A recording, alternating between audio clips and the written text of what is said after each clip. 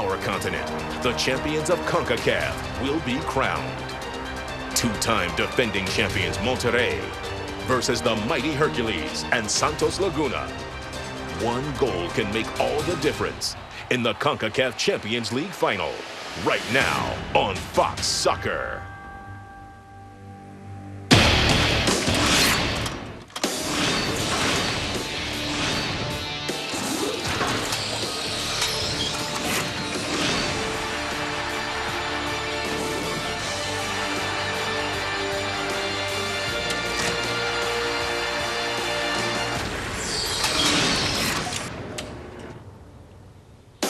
The CONCACAF Champions League trophy is here for the winner. For the fourth time in the last 5 years, it's an all-Mexican final in the CONCACAF Champions League. After a scoreless first leg, it's all to play for tonight, with Monterrey hosting Santos Laguna. Monterrey is trying for their third straight title, matching what Cruz Azul did from 1969 to 1971. And a pleasant good evening, everyone. Welcome to Fox Soccer's coverage of the CONCACAF Champions League. This is the second leg of the final. Alongside Brian Dunseth, I'm JP Della Camera. Santos Laguna had the chance, Dunny, to take an early lead in the first leg, but they couldn't score. Yeah, up a man for 24 minutes at home. That Cesar Delgado red card changing the scope of that first leg. They couldn't capitalize. Now they go back to Monterrey, where they're going to rely on both Humberto Suazo, Aldo de Nigres. 27 goals between those two in this competition alone. Neither team could score in the first leg, but both teams had plenty of opportunities to get on the board. An early chance for the visitors. Felipe Beloy, poor clearance out of the back. Cesar Delgado looks to pick out Humberto Suazo. Quick turn, big save from Osvaldo Sanchez. 3 minutes into the second half, Cesar Delgado crosses, finds Humberto Suazo, snap down header. He powers one off the post in the 48th, and then Suazo, a bad ball, forces Delgado into a hard tackle on the substitute Hercules Gomez. He goes through Gomez, referee straight back pocket, red card, 66th minute. Starting lineup for Monterrey looks very much like the lineup we saw last week. Yeah, just one change. Darvin Chavez comes in at left back. Basanta Lopez, Jaira Meyer. Edgar Solis steps up into the midfield alongside Zavala, Walter Iov on that right-hand side, and then Aldo de Nigres along top, Humberto Suazo. And the player that Monterrey will have to look out for tonight, on the opposite side, is Darwin Quintero, who's probably the best forward on the field 1 week ago. 5 goals in 8 games played this year in the CONCACAF Champions League. 16 goals in his CONCACAF Champions League career. That's second all-time. He's in the starting 11 again. Yeah, and 0 changes coming off the first leg. Osmar Mahrez, Felipe Beloy, Ivan Estrada, Juan Pablo Rodriguez, all rested at the weekend in league play. We also see the return up top of Aripe Peralta. He went out with a serious knee injury in the 53rd minute in that first leg. Atmosphere should be terrific tonight. Monterrey advances with a win. Santos Laguna advances with a win or a draw other than 0-0 because of away goals. Kickoff is next.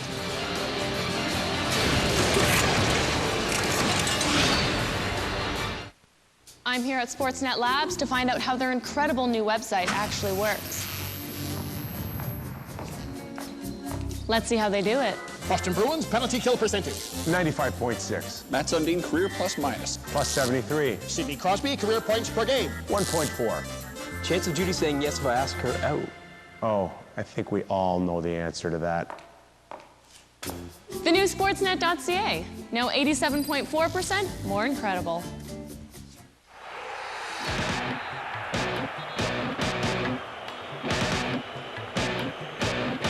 See nations collide. Plus, see some of the best clubs do battle. Sportsnet World is your destination for rugby union and rugby league competition.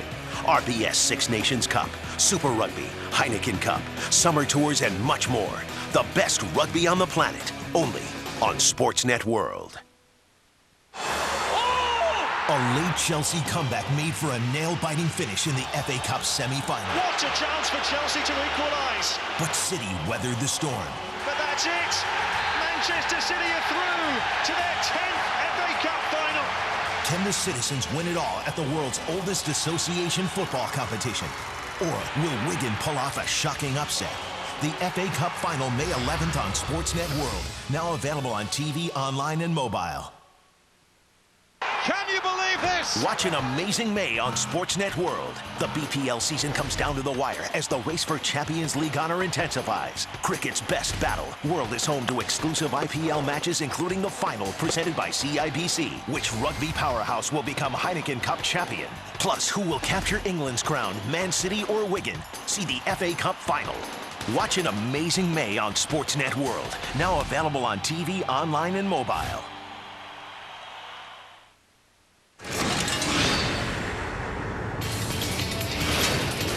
While the two teams are very similar in terms of the wins, Santos Laguna is the only team to score 100 goals or more in the CONCACAF Champions League. But the thing that separates them the most is that number at the bottom. 2 titles won by Monterrey. Santos Laguna looking for their first. Monterrey tonight going to look to utilize that experience, especially at home when you have guys like Denigres and Suazo. 27 goals combined in this competition, but it's also the experience. Zavala, Iov, Basanta, Lopez, even a young Hira Meyer. Tonight, all that experience at home with this atmosphere should make for a great 90 minutes. Marco Rodriguez is the man in charge. The only result that gets us to extra time would be the same result as the first leg, 0-0. Otherwise, we'll have an outright winner this evening. Those road goals could play a part tonight for Santos Laguna. They're in the green and white. Boloy is in the ball. Mares is to his left. Blue and white uniforms belonging to the home side, Monterrey. Switch by Suazo, right at the halfway line. Not much room there. It is cut off and then played over the top for the speedy Quintero, and that's cleared away. Biggest surprise for me, maybe for you too, Dunny, is Peralta getting the start. It looked like he had a serious injury a week ago. Yeah, he, along with Rodriguez, Mares, Baloy, and Estrada, did not participate in that 1-0 loss on the road at Cruz Azul. And because of their standings in Liga MX, because essentially they're already in a qualifying position for the playoffs, head coach was allowed to rest some players. Not the same for Monterrey. Really, only Denigres, Iov coming off the bench. Suazo going the full 90 minutes. For this Monterrey squad, they really had to utilize their full strength in league play, try to get that 1-0 win in the derby against Tigres.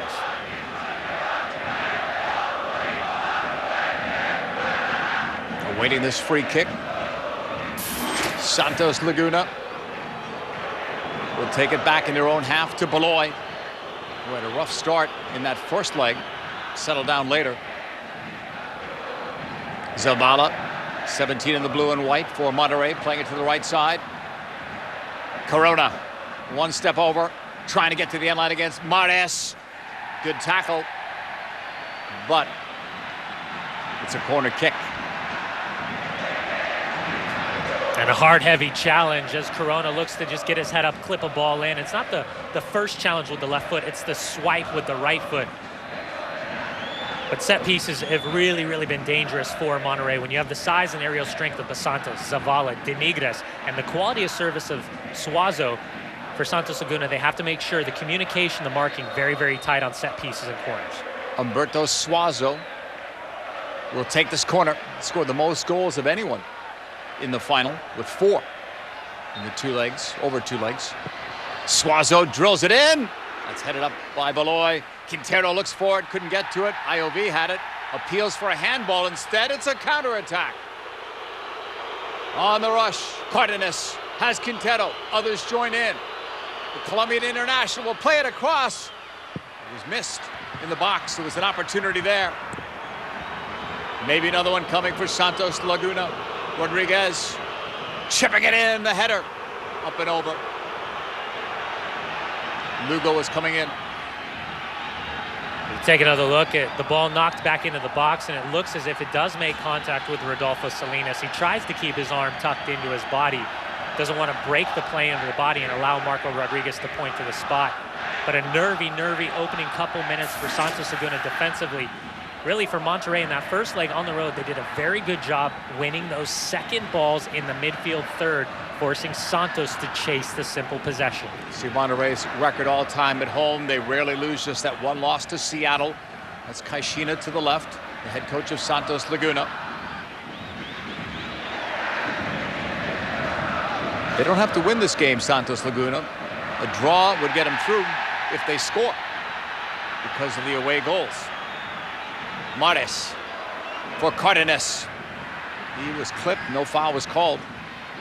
Cardenas may be a surprise starter to some. He started last week, but Hercules Gomez was on the bench last week. We kind of thought he would probably be playing tonight. Yeah, for Hercules Gomez, he and Mark Crosas with the full 90 minutes at Cruz Azul, but also Edgar Lugo, the number 7, did as well. I thought tonight that Hercules Gomez would get that opportunity. I think Edgar Lugo, he's a talented individual player, but I don't think he meshes as well with Uribe Peralta and Darwin Quintero the same way that Hercules Gomez does. Plus, you lose a lot of work rate when Hercules Gomez is not on the field. Ball played back into the Monterrey end for Orozco. You know, the concern might be too about Peralta, that if he has a problem with that injury, they've at least got Gomez back, whereas if he started, they're not as deep. Yeah, they do. He had to come out. They have Renteria, Sejas, Galindo, Crosas, Gonzalez, Ibanez, all available on the bench.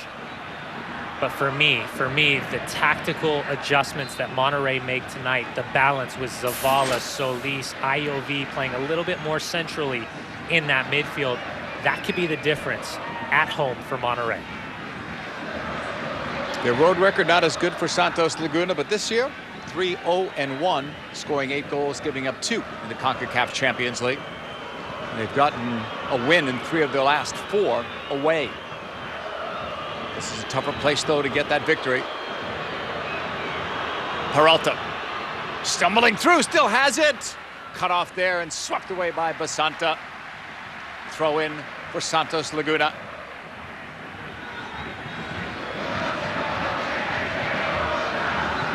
Peralta still a very dangerous player, even though he's not scored this year in the CONCACAF Champions League.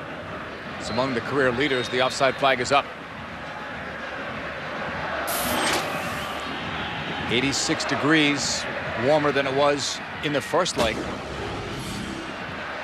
A good high line drawn from Basanta. He recognizes that his left back, Darwin Chavez, is stepping up. Lopez has stepped up. And that's the experience in the back line. Again, another big surprise with Hiram Meyer playing on that right-hand side. Unfortunately, because of injuries, that's really what Victor Van Manuel Vucetich is forced to make the adjustments.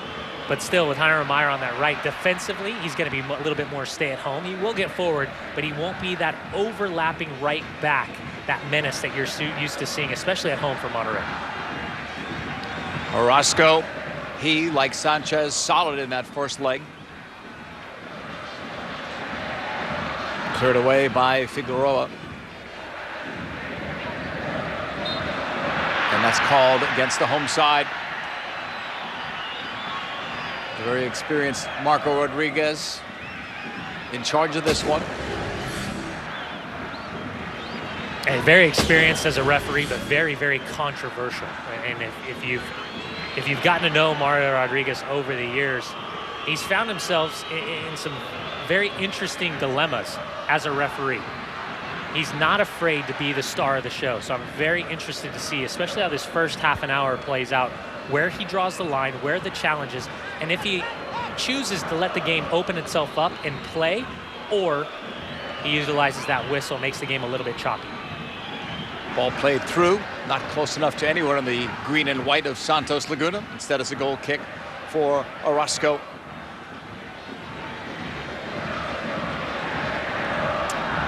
Kashina was criticized a little bit last week for his tactics in that first leg. A lot of people thought because he was at home that he would go with that 3-pronged attack, and he didn't. Yeah, and I think he tried to with Lugo, giving Lugo a little bit more freedom to play underneath. But you know, he tactically is a very disciplined head coach. And talking to Hercules Gomez on more than one occasion, he said, you know, we previously had been the team that can score a lot of goals, but because we attack so much, we leave ourselves open. And with Pedro Caixinha, he's come in and allowed us tactically to be a little bit more aware defensively, how to keep our shape, how to find our balance, and not get hit on the transition as much as we had been. Lopez sent it upfield. Denigris for Suazo. Claimed at the halfway line. Right side, Corona looks for a little bit of room. Stripped of the ball there. And the visitors come back with Cardenas. He lost it there. IOV. Yeah, only missed Suazo. But this is what I'm talking about, that tactical balance for Monterrey. They're not allowing Santos to keep possession. once they do out of the back line, immediately stepping to guys like Cardenas, to Lugo, and not allowing them to play that simple ball on the ground to Quintero or Peralta to be that outlet. De Negros for Suazo, looking. He went down. Marco Rodriguez is looking away. On the right side of the field, it was intended for Corona. Well, Rodriguez has had 2 opportunities in the opening 9+ minutes. Well, I think there was contact on there, but Suazo's going down after the ball was knocked away and taken out of his possession. You take a look at the buildup, and Quintero, he gets a piece of him, but Suazo tries to play on as he cuts back. Yeah. That's where the recovery defending from Rodolfo Salinas is. If he goes down underneath that challenge, it's a foul. It's a set-piece opportunity, but it's outside the 18-yard box. I think he recognized, took that quick snapshot where he was, looked to see if he could get another step, get a shot, or then take the contact inside the 18-yard box. Estrada from Figueroa. He missed everybody. Lopez has it. Peralta was the player that went down away from the ball. Long ball from Lopez. He's going to give it right back to Santos Laguna. Lopez had the game-winning goal Saturday at Tigres, a much-needed win for Monterrey, who still have a shot at making the playoffs in Mexico. Santos has already qualified for it. And the good news for Monterrey is they're at home against Cruz Azul. For Santos Laguna, at home against Morelia. And again, being able to rest essentially 5 starters heading into this match, Santos Laguna, was crucial. But it was also because of how well they had done previously in league play to afford them that opportunity. Off the interception, the flag goes up on Quintero. Santos Laguna guilty of the offside. Well, another good line drawn from Monterrey, but great idea. And Edgar Lugo, as this flit comes in, Darvin Chavez steps top of your screen. As an outside back, that is perfect timing to step. Off Beloy. Monterrey have lost only 3 of their last 33 games in the CONCACAF Champions League. This is Meyer. Corona. Suazo! And that's too high.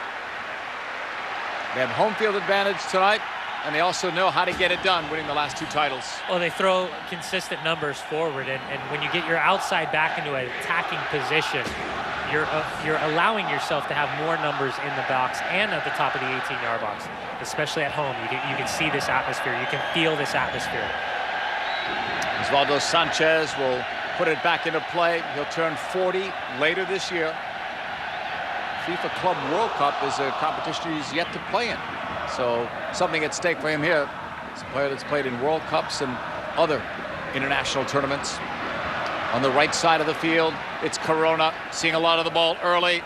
Deflects right back to Sanchez.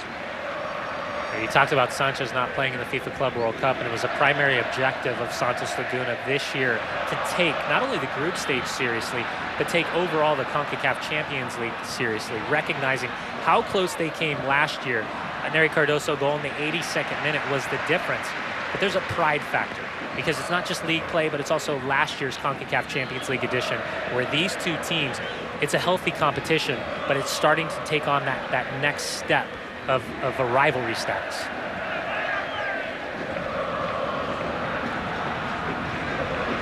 Lugo trying to come back, took a nudge from behind. Play continues. Was going to be an advantage call, and when Rodriguez saw no advantage, he brought it back. Beloy, Panama's captain, will take this free kick. That's Victor Manuel Vucetich, the very successful man in charge of Monterrey. Estrada to the right. Quintero. Cutting ball, just missing Lugo. Back to goal to Orozco. JP, a few minutes ago, you were talking about Pedro Caixinha's tactics and how he took a little bit of a knock in the press for defensive-minded tactics. But realistically, losing Oribe Peralta in the 53rd minute, we thought it was going to be a horrific knee injury. There's no way he would recover in time for the second leg. But it forced his hand to go to Herculez Gomez earlier than expected. I think after that, the trickle-down effect of trying to make the right adjustments, keeping the scoreline intact, not giving up that road goal to Monterrey, and still giving yourself a favorable result, knowing that you could literally rest players at the weekend, those valuable players.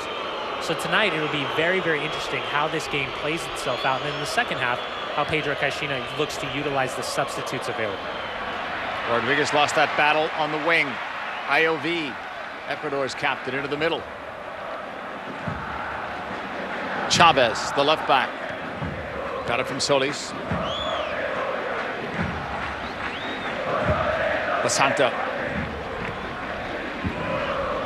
Monterrey's captain sent it off the chest of Denigris. Into the middle. And Maris had to clear that one in a hurry.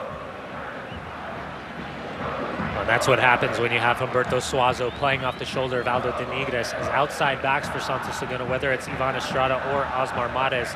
They've got to tuck inside and cover the outside shoulders of both center backs because Suazo doesn't like to play that high line. He's very capable of playing high, but he's very comfortable of dropping in underneath, picking up balls like this. Perfect example of what he loves to do. On that far side of the field, Monterrey looking for a chance here. IOV sending it in towards Suazo. It comes straight back out. Meyer to Corona. 1v1 at the moment. Now the cross to the back post.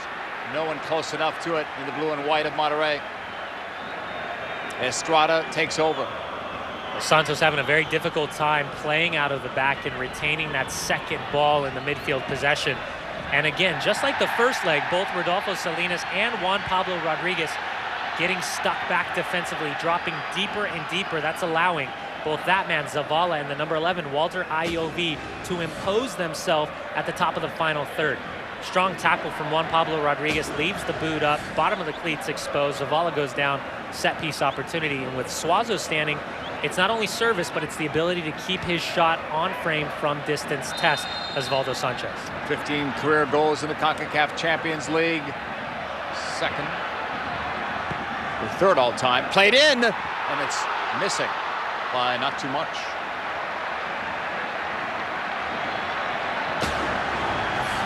Well, it's a skill check from Suazo, and he gets his head down, and it's driven, and he puts the ball at the corner of the 6, but right off the left post. It forces Felipe Beloy to really think about where Eduardo Zavala is, the number 17 for Monterrey. While at the same time, Osvaldo Sanchez, as a goalkeeper, has to think about, do I come off my line? Does my defender have the right angle? Or should I just hold tight because this ball is going to curve and look to test my goal? But again, a perfect example of what Humberto Suazo, his genius, is capable of doing.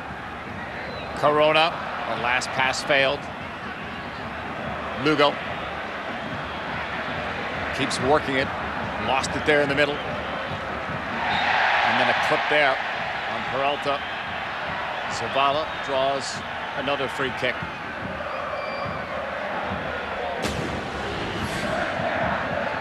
Well, not malicious teammates at the international level, and Uribe Peralta is just searching for the game. Hasn't had a lot of touches, but both he and Darwin Quintero dropping back a little bit deeper in the midfield. Santos just needs to make sure they're not getting too compressed in their own half.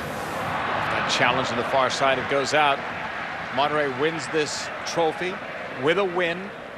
Santos Laguna wins it with a win or a draw other than 0-0.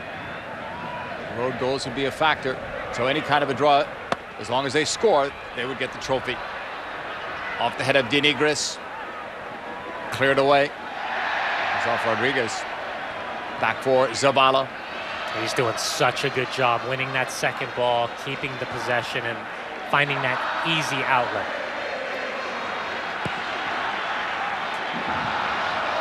Off Denigris, clipped back to Osvaldo Sanchez. Got to be careful. Suazo with some heavy pressure. That was almost a corner kick. Well, unfortunately for Osvaldo Sanchez, he's known for gaffes in the back, and he wants to keep that possession. He wants to go side to side once that ball's played back. Humberto Suazo recognizes very, very quickly he's able to close down that space and make Sanchez extremely uncomfortable. In the box, IOB leaves it. Suazo the shot right at the goalkeeper, Sanchez. It did look threatening for a moment. Estrada, in the 19th minute, tries the long ball. Headed away by Lopez. Corona. Well, it's in a more attack-minded lineup with Solis playing a little bit more central tonight and underneath. It allows Walter Iov to step up every single time Suazo dips back in the midfield. Iov recognizes that that's his green light to step up and pair alongside De Nigris. You can see right in the middle of your screen pressuring. Iov's pressing higher and higher and higher as Monterrey looks to start hunting in packs at the 20th minute. Lugo from Peralta claims he was detained with a little holding. All the way across. Estrada went up high. Has options, including Quintero. Too far. It's a goal kick. And I said it in the first leg, and I say it again tonight. Unless Herculez Gomez is carrying some type of injury that we don't know about, I think Pedro Caixinha's getting his tactics wrong. And one of the reasons I say that, Monterrey is retaining such good possession.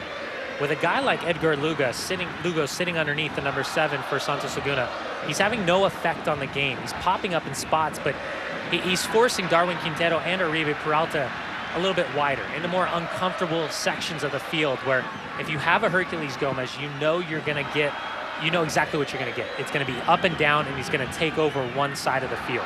I think you lose a lot with Darwin Quintero playing on that right-hand side. I'd rather see him play free, Lugo off the field, and Herculez Gomez patrol that right-hand side for Santos. Iov. Cool on the ball. From that far side, Chavez stepping up. Still moving. De Nigris shields it well, finds the open man on the left. Was laid up by Solis and then played in toward the box. Deflects easily to Sanchez.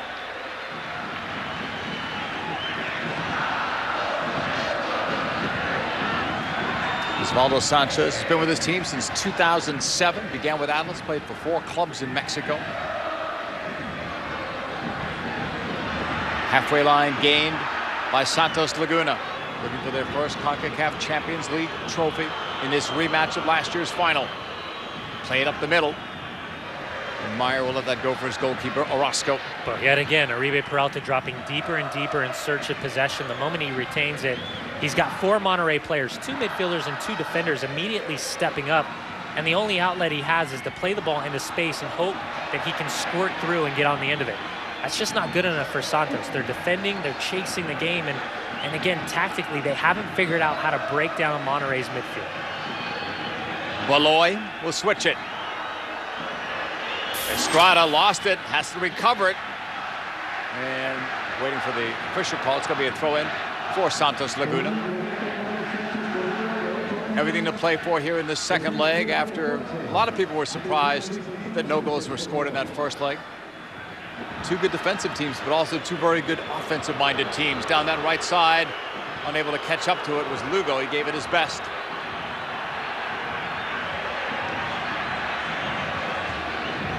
It's another goal kick for Orozco.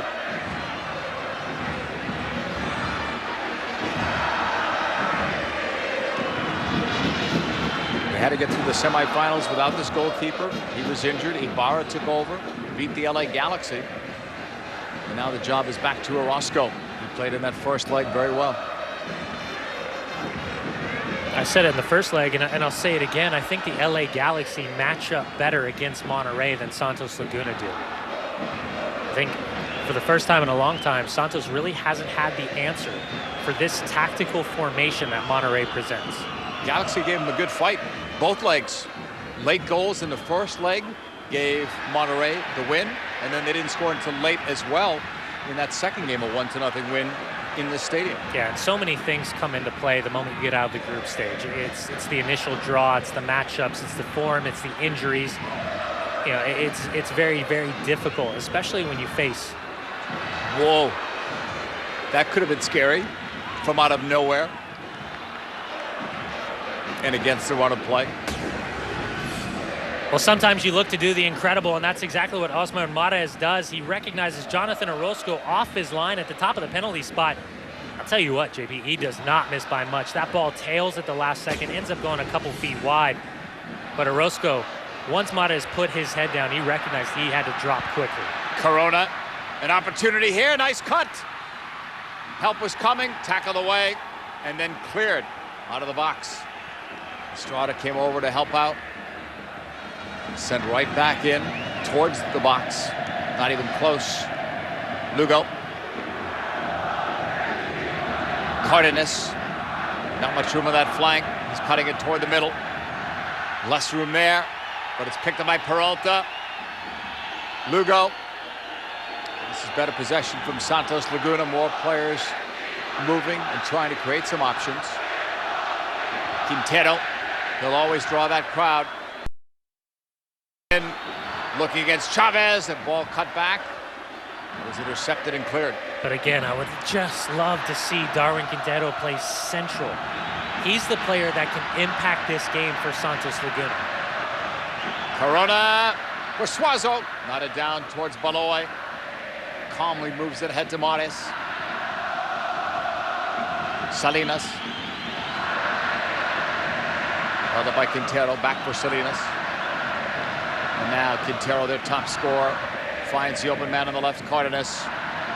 Look at that shape from Monterrey, that teeter-totter balance in the midfield. When the camera pans to the left, you'll take a good look at how many blue and white shirts with no simple central ball that's capable of being played to the feet of Oribe Peralta. Estrada for Peralta. Lopez defends. They collide again. And Peralta's not happy with that. Well, it's dangerous defending from Leobardo Lopez, but it's good enough. For Oribe Peralta, he finds the ball in space, but feels the pressure from the number 3. Just can't get it off his feet. And then that's just a hopeful challenge from Leobardo Lopez as he goes down. Just tries to get his body, block that ball, so Oribe Peralta can't play it across the 6. It's a corner kick, though, for Santos Laguna.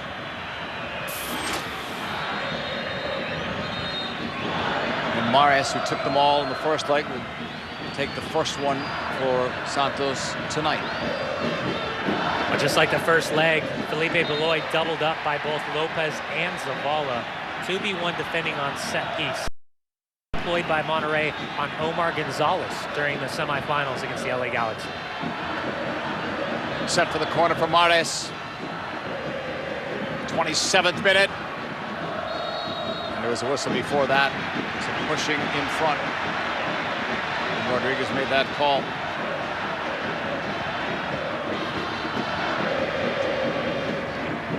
Still zeros on the scoreboard here in the second leg. Cardenas dropping it back. Baloy. And again, look at the bottom right-hand side of your screen. That's Rodriguez as well as Salinas, both sitting. And I understand it's defending from a transition, but the two central midfielders for Santos Laguna continue to be so deep. It's essentially 3-4 versus 8 every single time, based on the tactical adjustments Monterrey have made. IOV's pass back. That was somewhat dangerous. Off a deflection. Comes back. Chavez will let it go for Orozco.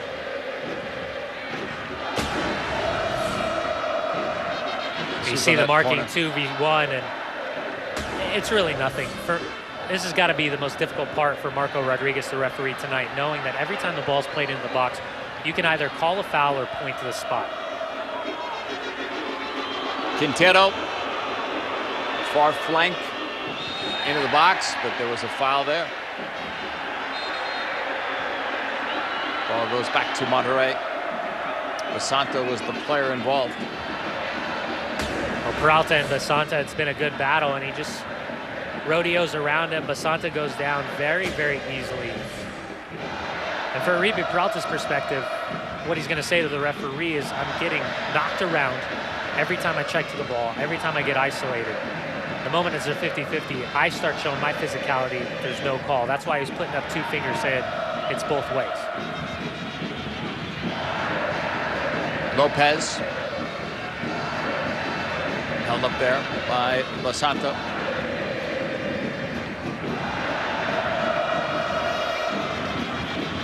Now a little bit higher pressure from Santos Laguna. Forcing that long ball. It's taken over by Mares. Monterrey gets it back with Meyer. Back and forth it goes. Cardenas had it tackled away. Rodriguez switches it. towards Estrada. Quintero was closer to it. Now it's coming back. Here's Denigris. Suazo makes a run, as does Iovi. That cross was denied. It's going to go out for a corner. Second one for Monterrey. Well, Darvin Chavez coming back to the lineup for Monterrey has been a huge shift down that left-hand side between he and Solis. They've had a couple good opportunities of stepping up into the midfield, breaking up the possession, and looking to expose behind the back line. Suazo for the corner. The Chilean international went near post, headed away, and then off Marco Rodriguez, unfortunately. Here comes Santos.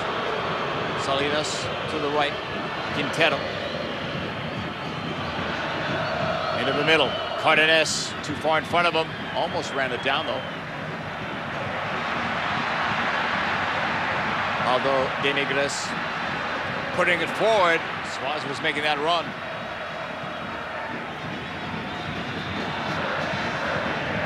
Rodriguez. Oh, Lugo and Beloy got too close to one another. Almost lost possession. Yeah, it's just so static. For Santos Laguna, they're playing as individuals, looking to break down and be isolated, whereas Monterrey's playing as a team, opening up Santos, forcing them to chase the game. Half hour into this, still scoreless in the second leg. Darvin Chavez, left back, gets it forward towards Denigris. One in the air by Monterrey, but lost out of play. Quick throw in from Santos off Quintero. Pushed back by Peralta.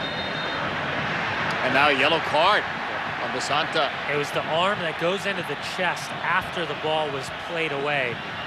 And you just felt like this was coming from the referee, Marco Rodriguez. He'd had a conversation with Basanta as well as Oribe Peralta for the last couple of minutes. But when we take a look at the replay, once the ball's played off the foot of Peralta, Basanta comes through, a little bit of a forearm shiver. It's just that bump, but as he just lifts up, it's not a lot, but it's almost as if it's a persistent infringement of the same three players getting involved. That's the line being drawn in the 31st. And that's another line being drawn 10 yards away for this free kick opportunity for the visitors, Santos Laguna. 32nd minute, still scoreless here in the second leg. CONCACAF Champions League final, it's Mares. It's in, headed home, unless the flag's up, and it is. Offside. It looked like Figueroa came through to head it home. It's a risky line for Monterrey to draw, but they're playing the offside trap.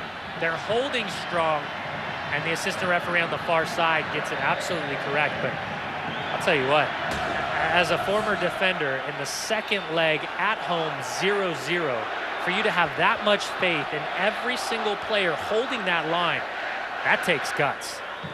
Because risk versus reward, that's more risk than there is reward on that call. Here's Peralta. Trying to send it forward to Quintero. Hard tackle there. Solis.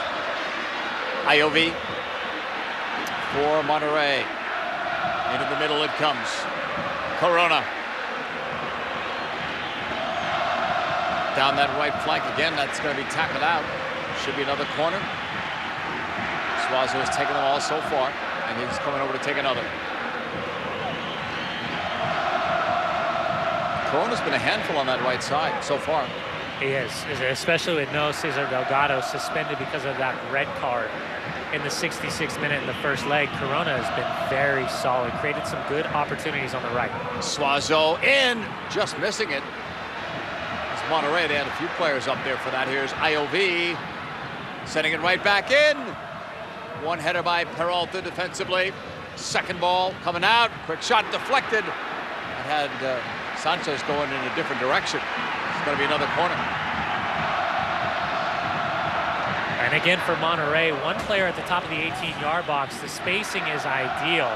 Little half look, takes a deflection on the way in, and Rodolfo Salinas just quick enough to knock the ball down. Here's a quick shot. It's Corona that took it. It was blocked over. Meyer, Iovi, off Estrada. Into the box, another header right at Sanchez. But again and again and again, it's those second balls being won from the midfield from Monterrey. Cardenas Takes it wide left, playing it in. Orozco grabbed it. Very sure-handed out there. It's a good ball whipped in, but only one attacking player, that's Edgar Lugo, in the box for Santos Laguna. And when the camera pans up, look to see how many Monterrey players. When you're dropping 4 players defensively to cover just one run in the box, the transition game, we talk about going forward for Monterrey, is phenomenal, but also defensively. So much athleticism between IOV and Zavala in particular to make that midfield balance so seamless, so seamless. IOV will push it back. Lopez. Basanta, first player booked in this second leg moments ago. IOV lost it there. Nowhere to go though for Rodriguez. That's blocked. Gave it right back to Monterrey. Suazo. Foul on Beloy. And a card as well. I think this is a tough yellow card to take for Felipe Beloy. Yes, there's contact, but he gets a second when he comes across. And I just don't, I personally don't see the yellow card in that challenge. But again, this referee, he's not afraid to be the center of the game. Figuratively and literally. He's not afraid to be the star of the show. IOV on the far side, able to keep the ball. Solis. Zavala. Off a flick intended for Suazo. That's Beloy. Another foul called. Fouls are starting to add up.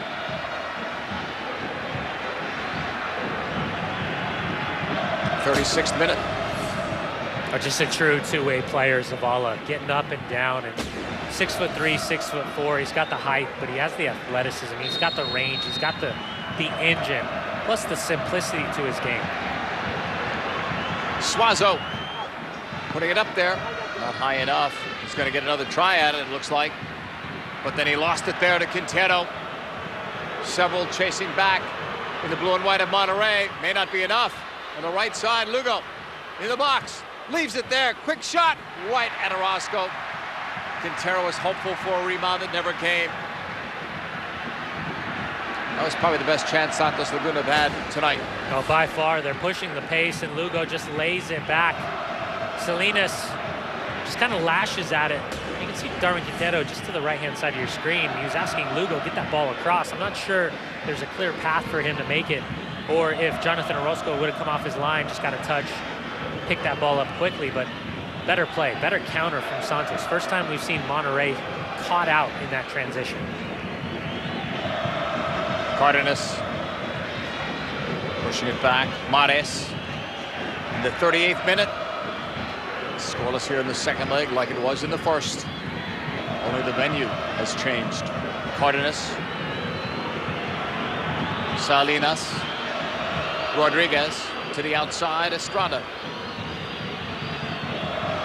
He looked a little frustrated. There's nowhere for him to play it forward. Well, he's got nothing going forward, which was a little bit surprised that he pinned himself back and didn't make that early run. But we really haven't seen either outside back for Santos Laguna continuously get forward, with the exception of Osmer Mares on the right hand or the left-hand side.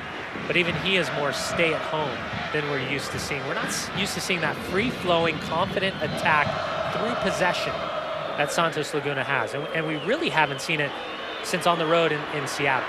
Oh, Peralta slides it over to Estrada, cutting it in front, off a block. Quick shot, tapped home. Quintero. Santos Laguna take the lead.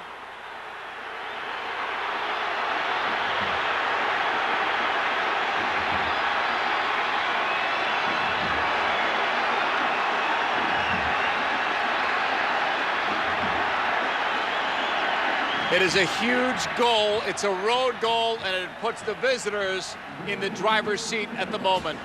Despite being outplayed with style and substance, the last two opportunities have come to Santos Laguna.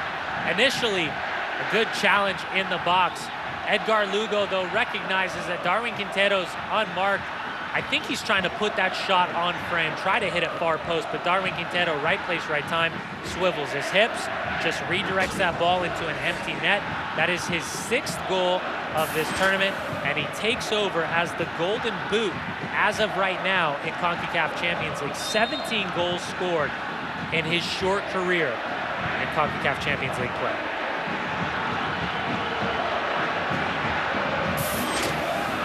'40th minute now. Santos Laguna couldn't get a goal at home. They get a big one here on the road. That's going to force Monterrey to do some things differently. Monterrey's last 5 goals in the CONCACAF Champions League have all been scored in the second half.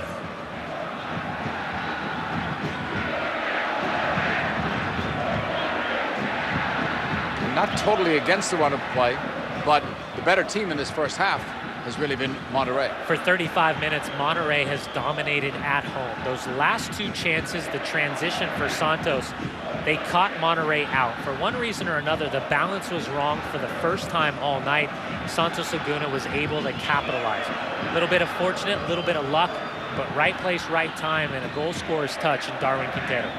Now, 1 goal now means that there is no way to go to extra time.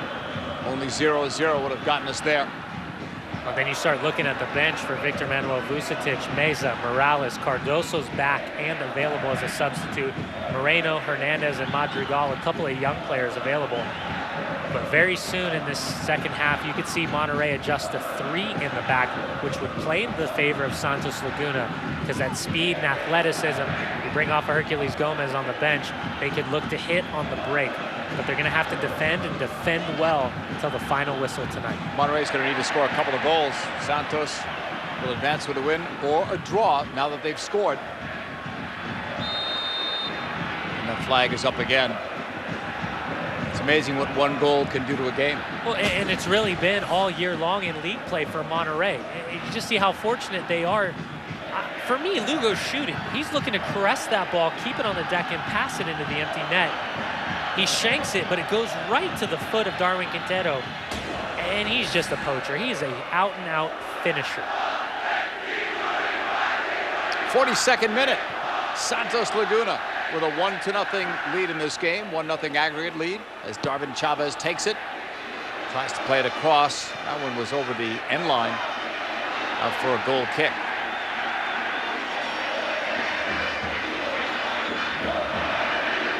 Sixth goal of the CONCACAF Champions League campaign for Quintero and 17th career goal. Amazing numbers for someone as young as he is, only 25.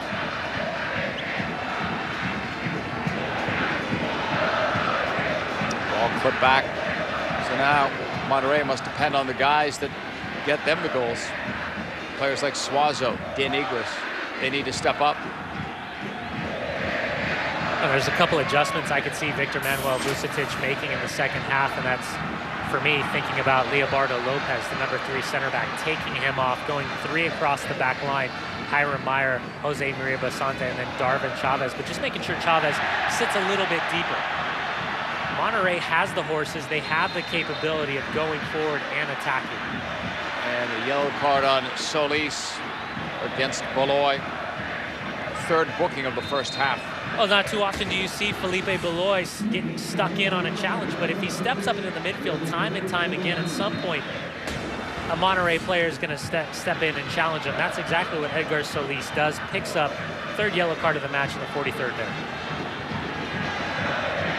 And maybe that makes Felipe Beloy think about the next time he picks up that possession, starts dribbling into the midfielder like he's a playmaker. Basanta with it. See how Monterrey responds after giving up that goal. Here's Suazo, Beloy, Estrada. I also wonder how long Edgar Lugo can go. He went significant minutes in the first leg and then went 90 minutes in that loss at Cruz Azul. End line cross. I thought that entire ball was out. It was very close for sure. 44th minute, and Sanchez will put it back into play.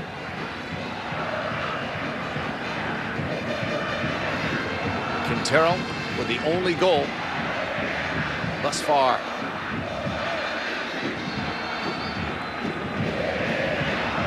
Not only do Monterrey need 2, that's if they continue to keep Santos Laguna off the scoreboard. They can't give up another one. It's going to make their job that much more difficult, even at home, even with their firepower.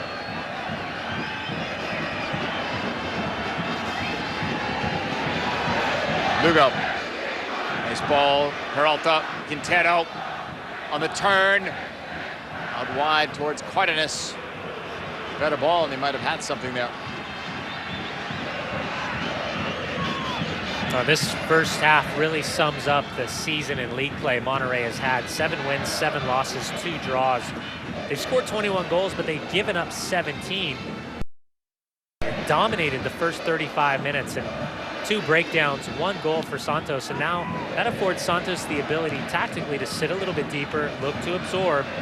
And now Monterrey, it's up to them to start finding the game against Zavala, IOV, Corona, Suazo, Denigres. They have to impose themselves, their individual ability going forward. But they can't do that if they continue just to look for the head of Denigres. They have to keep the ball on the ground and do what they did so well for that first 35 minutes. Keep possession, force Santos to chase, and pull them out of their comfort zone. Look to get them in isolated situations.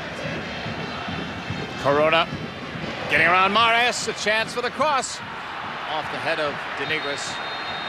That's going to do it. That would have been the last chance anyway of the first half.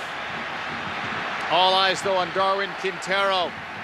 He's their leading goal scorer in this CONCACAF Champions League tournament and also their career leader. He's the difference so far. Santos Laguna has the halftime lead.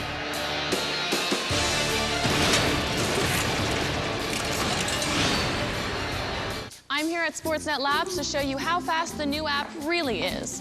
Fan number 534-09876-4 is watching the Jays-Yankees game. Copy that. Transmitting an update now. A double! Sweet! Aaron Sevier will coast into second with a lead-off double. Boys swinging the hot bat. The new Sportsnet app. Alerts so fast, we're probably breaking the laws of time and space. You, me, this app, Vegas. With Rogers Anyplace TV, only Rogers customers have more ways to access Sportsnet's live coverage of the Toronto Blue Jays. Catch every game anywhere live on your smartphone. And don't miss a minute of action from the Diamond. Download the Rogers Anyplace TV app today. Bob McCowan. Some call him assertive. Some call him seasoned. Some call him accomplished. Others call him a perennial gentleman who has experienced every sport in every season at least once or twice. Call him what you want. He is Canada's #1 sports radio personality. Primetime sports on Sportsnet 590 The Fan. Bob McCowan with Stephen Brunt and Damian Cox. Weekdays on Sportsnet 590 The Fan and Sportsnet 1.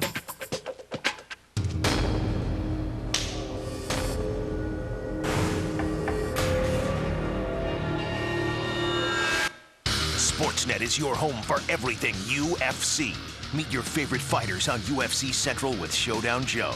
Get the latest MMA news at sportsnet.ca. Catch a full slate of UFC programming and see some of the best live fights. Your stars, your sport. Sportsnet, everything UFC. I'm here at Sportsnet Labs to find out how their incredible new website actually works. Let's see how they do it. Boston Bruins penalty kill percentage. 95.6. Matt Sundin, career plus minus. Plus 73. Sidney Crosby, career points per game. 1.4. Chance of Judy saying yes if I ask her out. Oh, I think we all know the answer to that. The new Sportsnet.ca. Now 87.4% more incredible. It's so much at stake.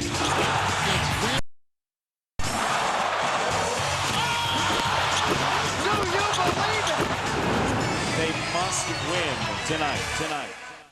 It's grueling 3-week events. Along with the Tour de France and Vuelta a España, it comprises cycling's prestigious Grand Tour. To win it is to become cycling royalty. It's the Giro d'Italia, and Canada's own Ryder Hesjedal is the defending champion. Can he hold off Britain's Bradley Wiggins and the world's cycling elite for a second time? The Giro d'Italia, May 4th to 26th on Sportsnet. Spring is for starting fresh. And on OLN, you can almost smell the new. This is a toy room, man. Like the brand new Toy Hunter. You didn't tell me you had these. You didn't even hint that you had these. And all new episodes of Baggage Battles. It's a competition. $900 for 3 Operation Repo. And Duck Dynasty. I'm down like a rodeo clown. I think I've got this thing locked down. OLN. Outrageous characters. Real life. The CONCACAF Champions League halftime show is presented by Geico. 15 minutes could save you 15% or more on car insurance.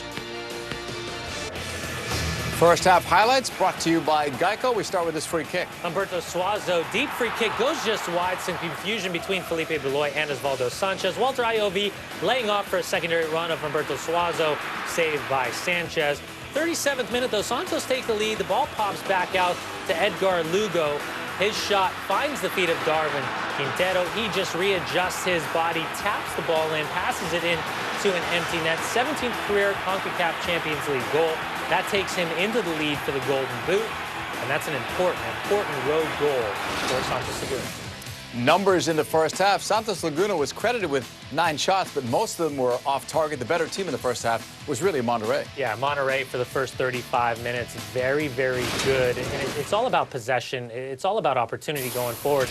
But it takes one breakdown, and that's exactly what we saw for Santos Laguna. Good enough in the transition to take advantage. Now, how does Monterrey come back in this? They're going to need 2 goals in order to get the result that they need to win the trophy. Yeah, you got to make attack-minded subs. And in particular, I would think that Severo Mesa as well as Nery Cardoso both come off the bench. For Mesa, he can play as a right back, but he can also play as a defensive holding midfield. Gives you a little bit of stability while still giving you that ability to go forward. Then you bring Cardoso off the bench. He's still not 100% fit, but he's a special, special player. When you have Suazo, you have De Nigris, and you have a player like Cardoso, game changers, and that's what they need in the second half. Santos Laguna has a 1-0 lead. It's also 1-0 aggregate. They're competing for the CONCACAF Champions League trophy and a spot in the FIFA Club World Cup. We'll talk about that when we come back. The CONCACAF Champions League halftime show is presented by Geico. Can Man City win the world's oldest association football competition? Find out as they face Wigan in the FA Cup Final, May 11th on Sportsnet World on TV, online, and mobile. Can you believe this? Watch an amazing May on Sportsnet World. The BPL season comes down to the wire as the race for Champions League honor intensifies. Cricket's best battle. World is home to exclusive IPL matches, including the final presented by CIBC. Which rugby powerhouse will become Heineken Cup champion? Plus, who will capture England's crown, Man City or Wigan? See the FA Cup Final. Watch an amazing May on Sportsnet World. Now available on TV, online, and mobile. A late Chelsea comeback made for a nail-biting finish in the FA Cup semi-final. What a chance for Chelsea to equalise. But City weathered the storm. But that's it. Manchester City are through to their 10th FA Cup final. Can the citizens win it all at the world's oldest association football competition? Or will Wigan pull off a shocking upset? The FA Cup Final, May 11th on Sportsnet World. Now available on TV, online, and mobile. Light that baby up! No hitters, perfect games, moonshots, And goodbye, home run! circus grabs, Trout has done it again! close calls, historical moments, milestones, walk-offs, Let's go home! all-star memories, playoff performances culminating with one champion. And the Giants have won The it glory all! of a season defined by one network. 500 games, all season long, on Sportsnet. I'm here at Sportsnet Labs, where sports fan feedback has entirely re-engineered the website. Some fans want lightning-fast delivery of headlines. Some fans want a site that works and looks the same on a phone, tablet, or desktop. Some fans want insanely deep searchable data. The new Sportsnet.ca, fueled by fans. And by some big servers. Oh, you can cut that big part out, right? Spring is for starting fresh. And on OLN, you can almost smell the new. This is a toy room, man. Like the brand new Toy Hunter. You didn't tell me you had these. You didn't even hint that you had these. And all new episodes of Baggage Battles. It's a competition. $900 for 3 Operation Repo. And Duck Dynasty. I'm down like a rodeo clown. I think I've got this thing locked down. OLN. Outrageous characters, real life. Sportsnet 590 takes you beyond the score. Go deeper inside the game with Jeff Blair and Dirk Hayhurst. A unique discussion covering every story on and off the diamond. Baseball Central with Jeff Blair and Dirk Hayhurst. Weekdays on Sportsnet 590 The Fan.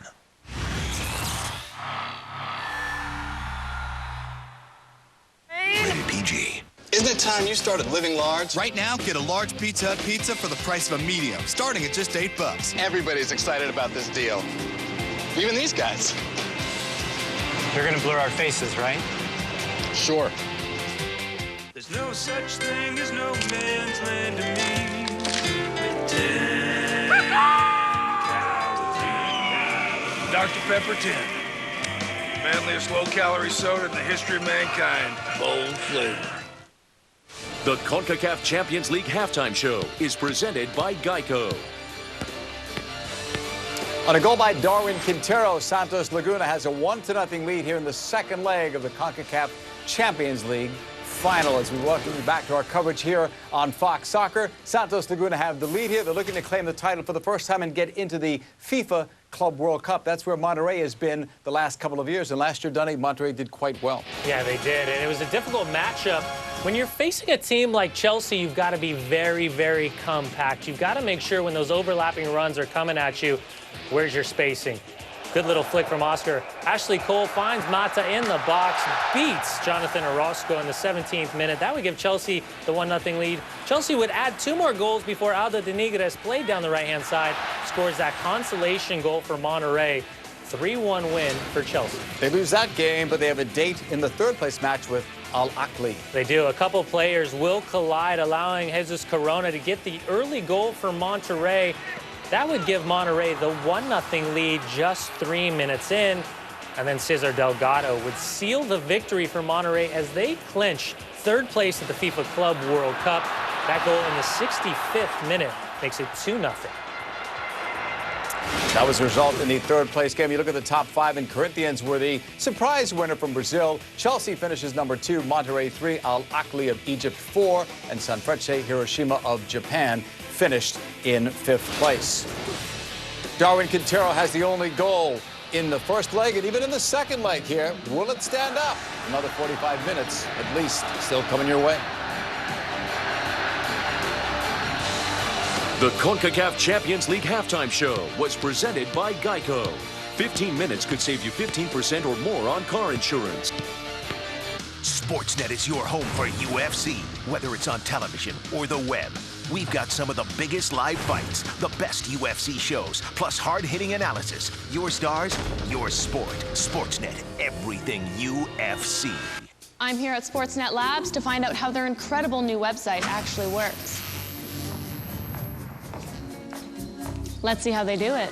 Boston Bruins penalty kill percentage. 95.6. Matt Sundin, career plus minus. Plus 73. Sidney Crosby, career points per game. 1.4. Chance of Judy saying yes if I ask her out. Oh, I think we all know the answer to that. The new Sportsnet.ca. Now 87.4% more incredible.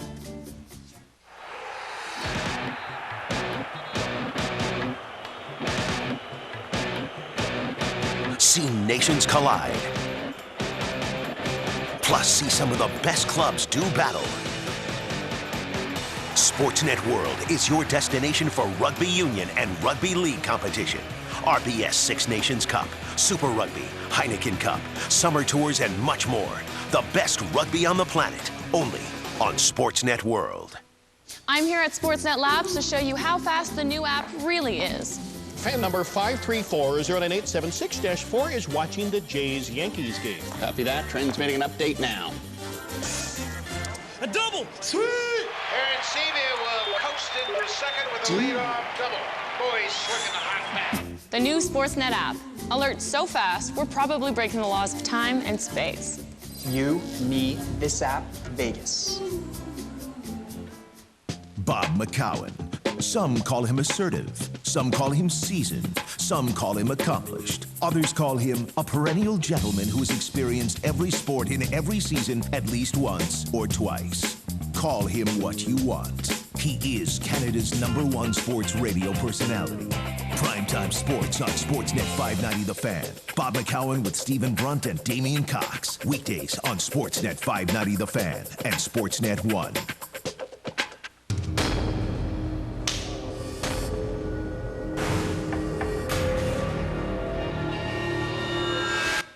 Sportsnet is your home for everything UFC. Meet your favorite fighters on UFC Central with Showdown Joe. Get the latest MMA news at sportsnet.ca. Catch a full slate of UFC programming and see some of the best live fights. Your stars, your sport. Sportsnet, everything UFC. Competition is fierce. You must find the best in yourself and do better. Never let off the gas. James Hinchcliffe navigates the streets of Brazil in search of win number 2. The Sao Paulo Indy 300, Sunday on Sportsnet. National Geographic Channel.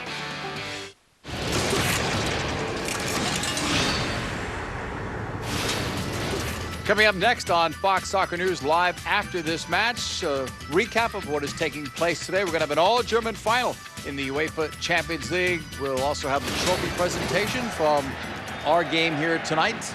Santos Laguna with a 1-0 lead at Monterrey. Madrigal is going to come in as a second-half sub. This is a team, Monterrey, that will need a couple of goals now in the second half, and Madrigal is one of those players that maybe can help them get there. Yeah, Madrigal is going to replace Edgar Solis, the number 7. So attack-minded right off the back to start the second half from Victor Manuel Vucetich, bringing in a front runner, replacing a midfielder. And a front runner with some size in Madrigal. Quintero with the only goal in the 38th minute after a scoreless first leg. So another 45 minutes and maybe some stoppage time. All that's left in Monterrey's CONCACAF Champions League run, potentially. They need to score a couple of goals. Only 0-0 would have sent us into extra time. So the role is clearly defined now for these two teams.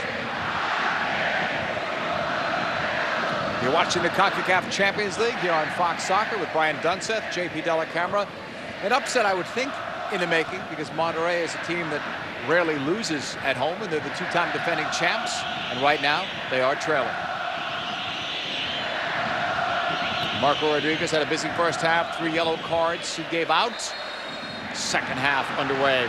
On yellows, if you're just joining us, Basanta, Baloy, and the since replaced Solis. So we'll see not only how Monterrey plays it here in needing to score a couple of goals, but how does Santos Laguna play this on the road? Well, they've got to figure out a better way to get that simple possession. I keep going back to it, but the reason I say simple possession is because Monterrey is so good at complicating that ball, trying to find the feet of Uribe Peralta or Darwin Quintero.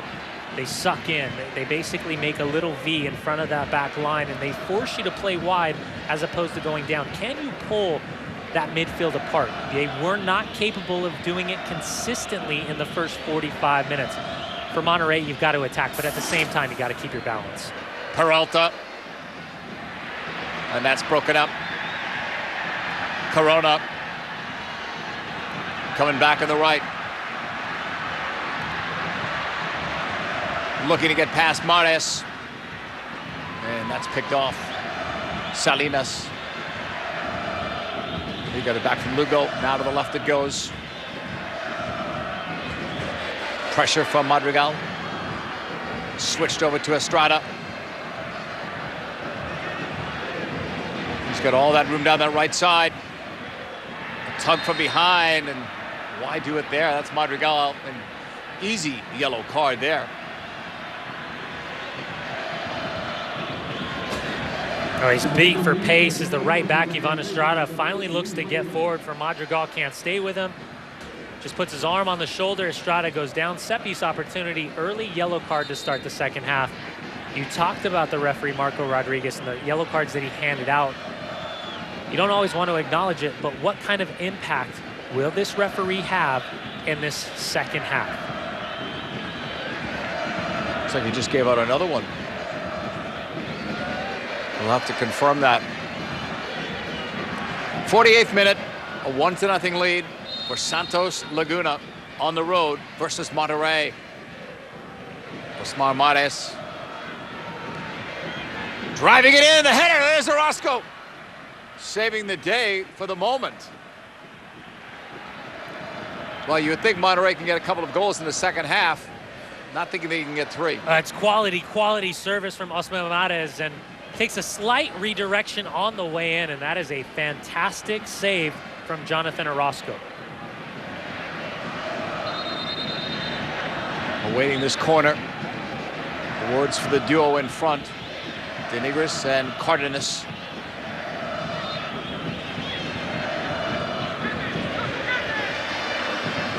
Mares off a flick. It's won by Monterrey and cleared, not out of danger. Quintero almost brought it closer to the box. Instead, it's Monterrey. Headed for Suazo. Much better from Santos Laguna.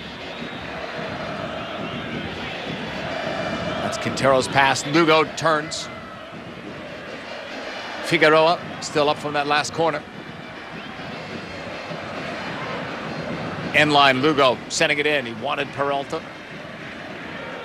Cardenas was in there too. It comes out for a throw-in. Oh, we talked about at the end of the first 45 minutes, one simple aspect that Santos can be better at very easily is winning those second balls, challenging those second balls, not allowing Monterrey to win that second ball, get it on the deck, and play out without any pressure. Lugo went for the near post. We've just confirmed that there was no other yellow given out by Marco Rodriguez. The camera showed him putting a yellow card back in his pocket.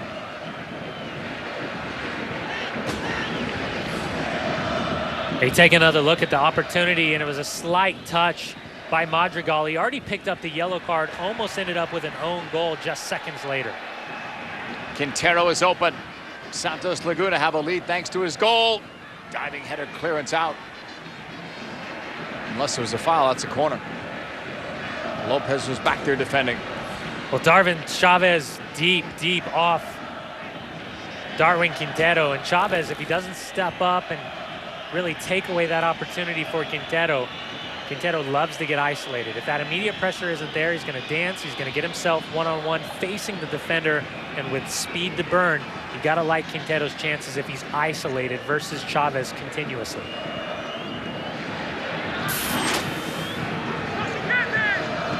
Third Santos corner to the middle, and it's not at home.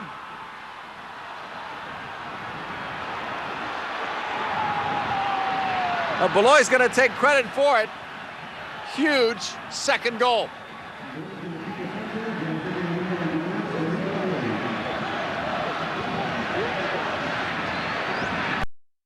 Goal, but it's an impressive second goal for Felipe Beloy. It's 2v1 marking against Beloy on every set piece and every corner. And when we take a look at the highlight, I want you to see how strong Felipe Beloy is. He is battling 2 players at the same time, rising up and getting that slight touch. He's got Zavala on the inside. He's got Leobardo Lopez on the opposite, yet Felipe Beloy has the strength and power to put his arms off, push off enough to where the foul's not called, rises up, gets the skip off the left temple, far post side net, second goal of the match, and those are 2 huge road goals for Santos Laguna. When they met in the regular season a couple of weeks ago, it was his goal that was the difference. It was also off of a corner kick. Well, forget about those 2 goals that Monterrey needed. Add another one to it. Here is Estrada sending it into the box. That's cleared away. Another shot from distance, and that one almost made it 3-0. I think Orozco got a fingertip on it. Should be another corner kick.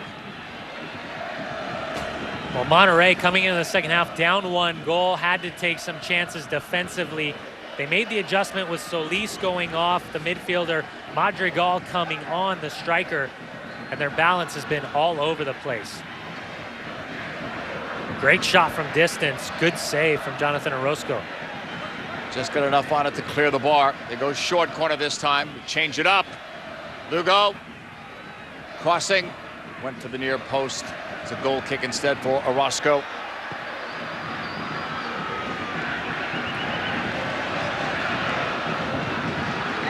Monterrey could only advance with a win. And they're going to need 3 goals at this point to get that. That's assuming they keep Santos Laguna off the board the rest of the way. This is something this crowd rarely sees as this ball is chipped in over Orozco. Their team trailing by a couple of goals at home. And Santos Laguna in that first 45 minutes were bending defensively. They never broke. They got that goal on the transition through Darwin Quintero. And that forced Victor Manuel Vucetic's hand to start the second half, to start making those changes. And this is what happens in a 2-leg series at home. The moment you give up that goal, especially in that second leg, you're forced to adjust. And I think he made a good adjustment. But again, give Felipe Beloy a ton of credit. That's a good ball, good service. It forces Jonathan Orozco to stay on his line. But to have both Lopez as well as Zavala beaten by 1 player, it's just incredible strength and athleticism by the center back for Santos. Handball is called against Monterrey. 54th minute. Santos Laguna with a 2-goal lead. There is Beloy's second goal for Santos. You can see all the holding, how difficult it was. There were 2 other players close to that ball for Santos. Thought it was going to be Peralta who would get to it first. Down on that right flank. Comeback needs to begin with a goal soon. Denigres leaves it. Zavala. Suazo. Too far for Madrigal.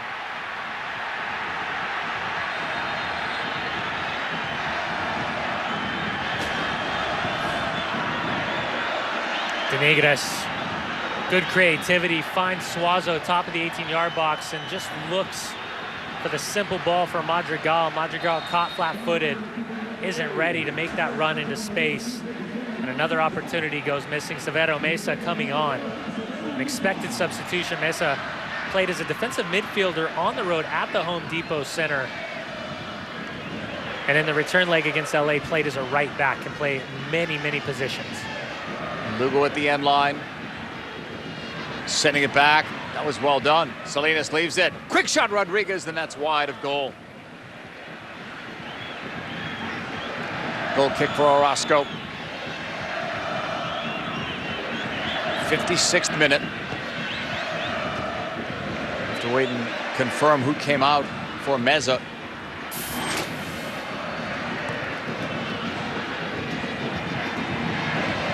Zavala. Monterrey at home in a deep hole, needing 3 goals. Denigres. Still going, chipping it. Oh, that would have looked sweet had he scored there. He says corner, and he's got one. He's got the crowd going now. A really pinball defending in the back for Santos Laguna. Falls to the feet of Denigres. Timely challenge at the corner of the 6-yard box. Suazo headed away. Ball needed to be higher. Meza. Suazo. Cutting towards that middle. Looking for Meza. Oh, they gave it right back to Suazo. Into the box, but right at Sanchez.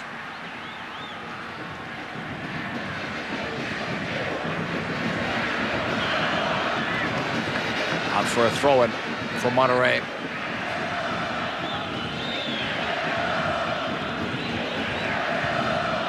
IOV. Into the middle it comes for Zavala.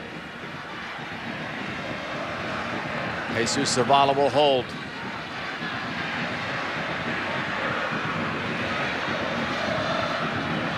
Numbers forward for Monterrey. Corona had that good start in the first half. Still going strong in the box. Corona still has it. Try to cut it back for Suazo. That deflection saved Santos Laguna. Suazo was open. Mares will clear. Coming all the way back to Lopez.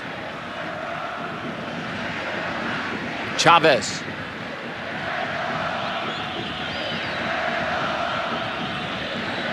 DeSanto, the team captain, was the one taken off. He already had that yellow card against him. De Negris. And the adjustment becomes Darvin Chavez stays at left back. You've got Hira Meyer comes in alongside Lopez and Meza on the right-hand side of the defense. Where's the precision from Monterrey that we've seen before in this CONCACAF Champions League? All their passes now a bit off. Well, it was there for the first 35 minutes. And then, for one reason or another, 2 breakdowns led to that goal. And since then, Monterrey has really struggled with that simple possession, with the creative possession, and the combination play that we're used to seeing coming out of their midfield third. De Negris lays it off. And now with Santos with 2 goals on the road, it allows them to sit back a little bit deeper. To the right it comes, in line, Corona earns the corner. Suazo races over to take it. 59th minute, 2-0. The visitors have the lead in this game and in the aggregate. Yeah, remember, fresh legs for Juan Pablo Rodriguez, Mahrez, Baloy, as well as Estrada, defensive-minded from Santos Laguna. And that could be huge for this final 30 minutes, knowing that those 4 players in particular did not play any minutes on the road against Cruz Azul. Take another look at the strength power from Felipe Baloy. The substitutes for Santos Laguna, they're celebrating because they recognize those 2 goals on the road. That deficit could be too much for Monterrey. Well, if you would have had to venture a guess as to where they would score a couple of goals, you would have thought at home, not on the road. Well, I would have thought after that first 30, 35 minutes, there was no way. There was no way that Santos was going to be able to score on the road because they were being dominated in all areas of the field. But when you have speed and you have athleticism, you have that counter. I think a bit fortunate in the opener with Quintero, right place, right time, and whether that was a shot or a pass from Lugo. Either way. The fact that it falls to the feet of an unmarked Darwin Quintero, and it's just to the outside of the post, he's able to just turn his body, redirect it. It just shows you how cruel the game can be and how quickly it can change in a split second. Hira Meyer's pass to Iov. So good. Still going strong, then Estrada took it away. Madrigal, Suazo, almost at the hour mark here. Corona, heavy first touch, got it back. Into the box, it's behind one. Quick shot, there's one for De Negris.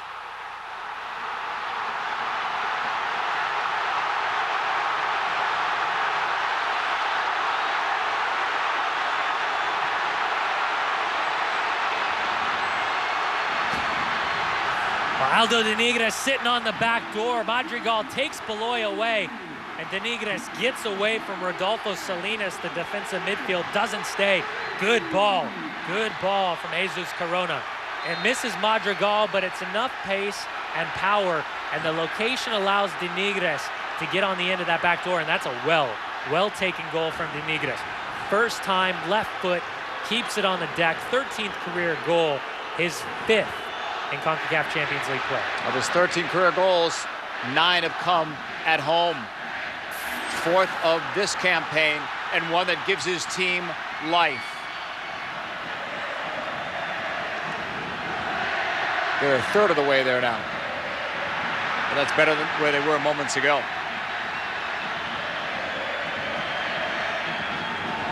And with the speed of Quintero, he still catches up to that ball. Inside, maybe a chance that Peralta can turn. Back out to Quintero. Shipping it in, intended for Lugo. Chavez cutting it off at the corner flag. Give it right back to Rodriguez. Well, that goal makes the chess match a little bit more interesting from both head coaches. We've seen 2 changes from Victor Manuel Vucetich, knowing that he's got to score goals. But it will be very interesting to see. And here we go. It's the first.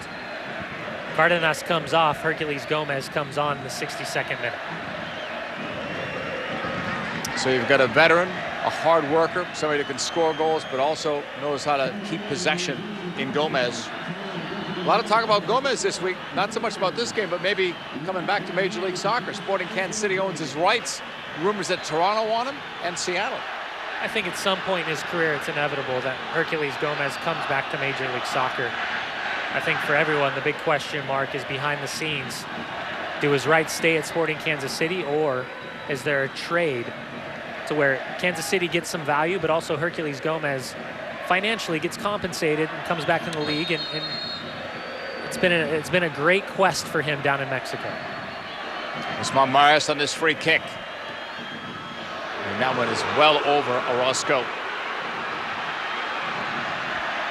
Well, it's more manageable now for Monterrey. Now they've got that goal from Denigris. This is such a great goal from Denigris. He takes it at full speed, left foot, comes across his body, keeps it down on frame. Difficult for Osvaldo Sanchez to recognize which direction that's going to come, but how quickly he got that shot off. That's a huge goal for Monterrey, especially at home. 27, 28 minutes left on the clock. It's a wake-up call, too, for Santos Laguna. If they thought Monterrey was going to fold up and go away, and they know about all those late goals that Monterrey has scored in the Champions League. Their last 6 now have come in the second half. And at least half of those have come from Denigris. It's a goal kick for Sanchez. There's enough time left, certainly, for Monterrey to get it done. But it still won't be easy. Well, they've scored 23 goals in this edition of the CONCACAF Champions League. On top of that, they're back-to-back champions, so they have the experience. Besides the fact they've given up 2 disappointing goals at home, I think they have the capability of pulling this game level. The big question is, can they get that 3rd goal if they do pull level? Suazo. IOV. Help coming. He'll bend it inside.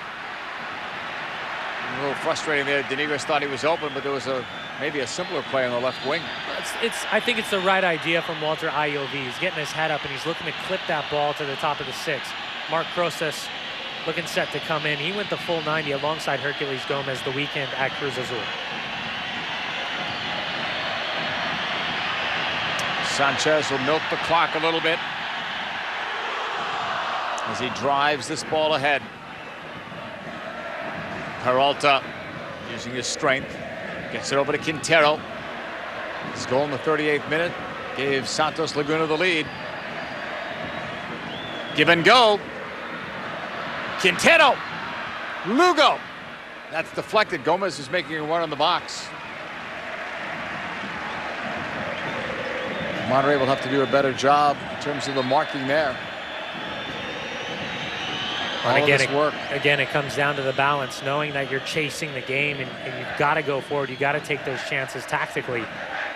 But can you make sure the balance? And I think that was the chess match being played by bringing on Herculez Gomez. He's going to go higher than Cardenas would up that left-hand side. Plus, he's going to give you the work rate, the fresh legs, and that knack of experience coming off the bench and scoring goals. Crosas will come on for Lugo. Second substitution.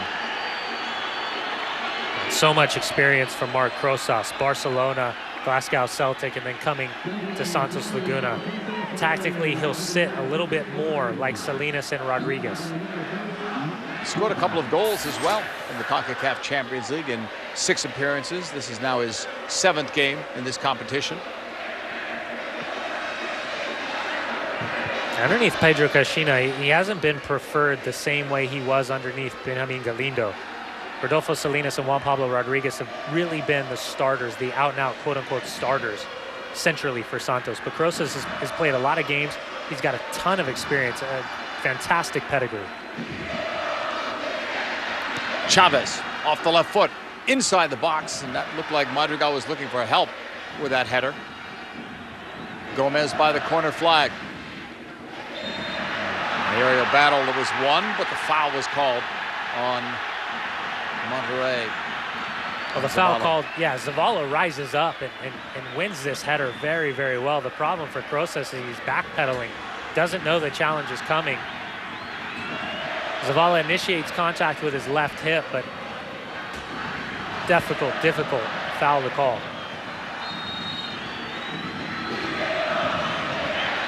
Quintero and Beloy, the goal scorers for Santos Laguna. Denigris has 1 for the home side. It's confirmation of the substitution that was made earlier with Basanta, the captain, making an exit for Meza.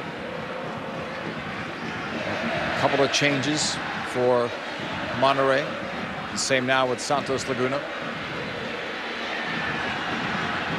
And for Monterrey, they're playing a 4-3-3 with Severo Mesa playing on that right-hand side. Darvin Chavez up on the left. So both outside backs, green light to go. Just got to make sure from Lopez and Hiram Meyer that their balance as center backs, just making sure what's in front of them, whether it's IOV or Zavala, that they've got that tactical balance to slow down the attack from Santos. Here's Chavez after Zavala did all that work. Off the mark, intended for Denigris. It's a goal kick. And we're going to see another substitution. And it'll be Monterrey making the change. Yeah, Neri Cardoso, Darvin Chavez, his night's over. He's been very good on this left-hand side, but now you see the return of the Argentine Neri Cardoso, formerly of Boca Juniors, up and down that left-hand flank. He can play on either side, but he continuously looks to get behind the defense. All man on ship for, or all man on deck for Monterrey offensively. A quad injury forced him out, didn't play in that first leg. And you would have expected him to start tonight if they thought he could go 90 minutes. He will only have to go about 22 and some stoppage time. IOV is back, leaving it off. Madrigal could have been a handball. Suazo. You get hit there by Crosas. Foul was called. Suazo, quick free kick. Monterrey in the blue and white with IOV. Sweet left foot, got it inside the box. Cardoso. That's cleared out. Maybe an open look here. Zavala got it inside. The work right there, Madrigal. It's going against him. He's just a brick house of a striker, Madrigal, and the adjustment across the back is Neri Cardoso will play in front of Walter IOV. IOV will now play essentially part of a three-man back line, but still have the ability to get forward on the left-hand side. But Madrigal really throwing his size and strength around. 1 versus 3, looks to bring that ball down, but as it pops back up, just turns, gets his arms off, and just bodies into Ivan Estrada. Estrada after it. These two teams playing for the CONCACAF Champions League title and a spot on the FIFA Club World Cup. Very prestigious tournament in December. Will be switched now to Morocco. That'll be the home venue for it. Well, Madrigal, he picked up that yellow card in the 47th for the tug and Ivan Estrada, but I don't have a problem with the way he's playing. I like the fact he's throwing his weight around. He's a big guy against some smaller defenders. He just needs to make sure he doesn't cross that line, but they're trying. Monterrey is pushing to look to equalize. Corona. Into the box, Denigris. He was doubled up. Madrigal. Right back, edge of the 18. Almost missed there. Rosas to Rodriguez, tackled away. Cardoso. Beloy was back there, so was Sanchez. A little more patience there, and they might have found somebody like Suazo open. Well, unnecessary possession from Santos Laguna at the top of their own 18-yard box. And Juan Pablo Rodriguez has no idea Zavala's coming off his left shoulder. Tough tackle. Santos, again, playing with fire defensively. No reason whatsoever on a ball whipped in with 2-1 on the road, less than 20 minutes, that you're trapping a ball, putting it on the deck, and trying to play out under pressure. If you're joining us late, a draw favors Santos Laguna because of the road goals, so it's got to be an outright win for the home side, Monterrey. And they're 2 goals down, and there's a big collision, and Marco Rodriguez is coming over. Not sure if any cards will be given, but first and foremost, are these guys okay? We'll worry about the cards later. Zavala for Monterrey.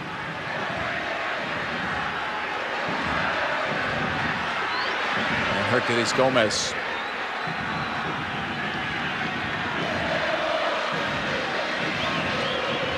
It's a pretty violent collision.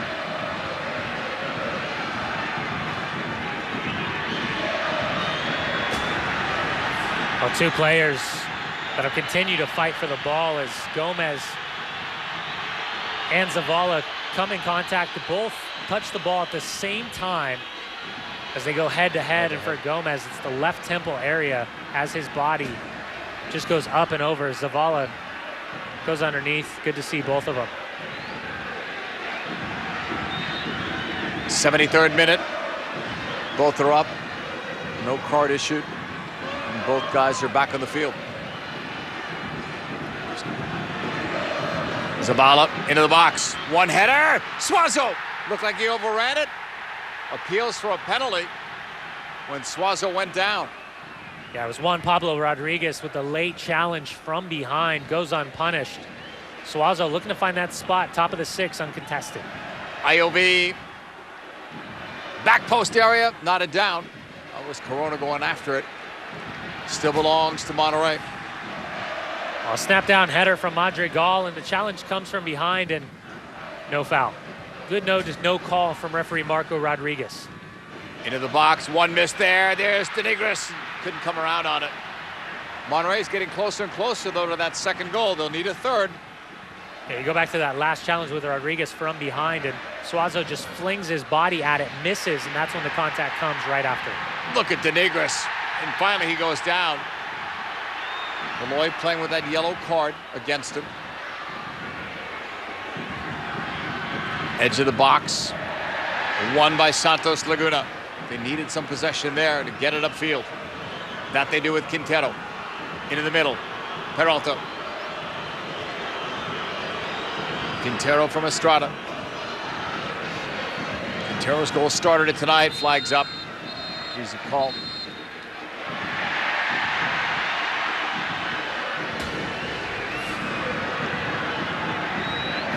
Again, good line drawn. You see that little bit of a step at the top of your screen. Leobardo Lopez raises his hand immediately. Herculez Gomez, wrong side of the back line for Monterrey.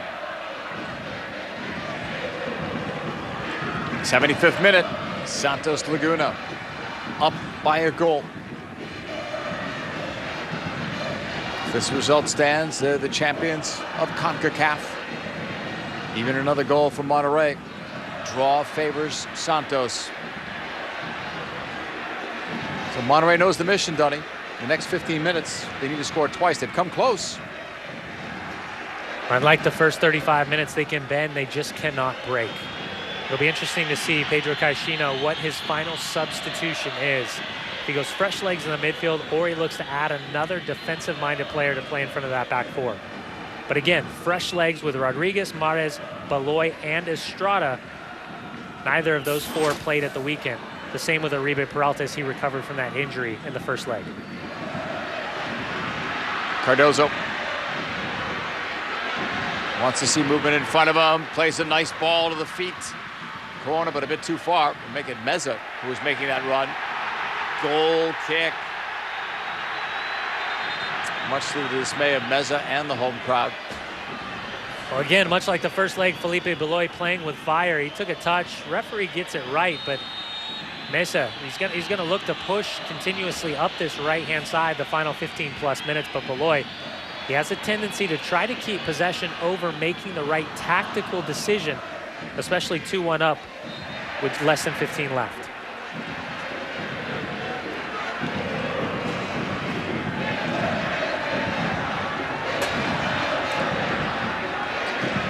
Just over the halfway line, Monterrey pushing it up left side for IOV. Blasted away by Estrada. It'll be a throw-in for Monterrey.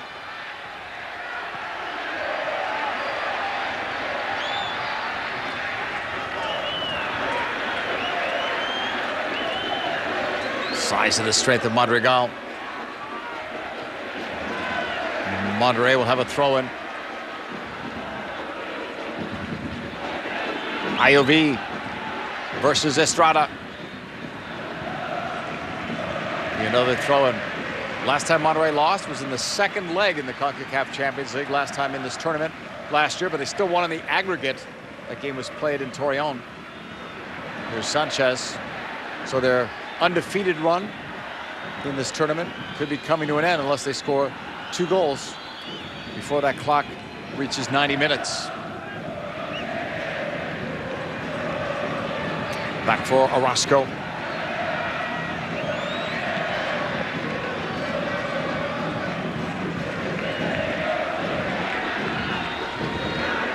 Zavala, 78th minute. Precious time going off the clock here.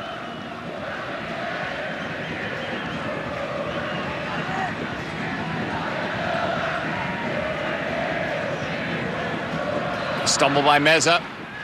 Monterey gets it back. Off Meza, hit him in the face a couple of times. Zavala, IOV. Sending it towards the box. Second try. Comes out to Zavala. Zavala's pass. Moved by Cardozo. Meza. Intended for Corona, that's intercepted. Rosas. Salinas. Has Quintero. Try to take on too many players, probably one too many. IOV. Although Denigris, his goal gave his side some life around the hour mark. But they're still 2 goals shy of winning this. Well, the shape from Santos Laguna in this second half has been very, very good, but also their willingness to compete for those second balls. Really been a big difference what we saw in the first 45 minutes. Off Quintero, tackled away. IOV. IOV with a look ahead. Then the cross off the chest. Oh, so dangerous and so close. No room for error there. Throw in for IOV. He'll get the return. Number 11 in the blue and white of Monterey, sending it across. One header by Denigris. Hops out to Suazo, 18 yards out, now closer. Suazo sending it back towards Madrigal. It was a wild cross. Still a throw in for Monterey. 80th minute now, down by 1, needing to win. Means another couple of goals. Really, in the second half, the service has been hopeful as opposed to being with purpose, putting the ball in dangerous spots, and really look for Monterey just to compete on the first aerial challenge, hoping that their pressure and stepping up, that second ball will fall to them. Uncontested shot from the outside the 18. The clearance is by Beloy. If Monterey could score here in the next 2-3 minutes, you're going to have a very frantic finish for sure, with everybody going forward for that next goal. Yeah, I mean, you look back at the first leg and the fact that Santos Laguna couldn't capitalize on Cesar Delgado's red card, playing the final 24 minutes up a man. Shouts for a handball. There is definite contact. That ball hitting not only the shoulder, but the left arm. The way it comes back across his body indicates that the ball did hit his left arm. But based on the first 35 minutes of this second leg, no one would have thought that Santos Laguna would find themselves up 81st minute, 2-1 on the road with those road goals and the aggregate in their favor. Played wide, Zavala to IOV. Trying to beat Estrada down the flank. He's going to earn a corner kick. Suazo's coming over to take it again. The usual targets are up. Sejas, we saw him as a substitute, replacing Lugo in the first leg.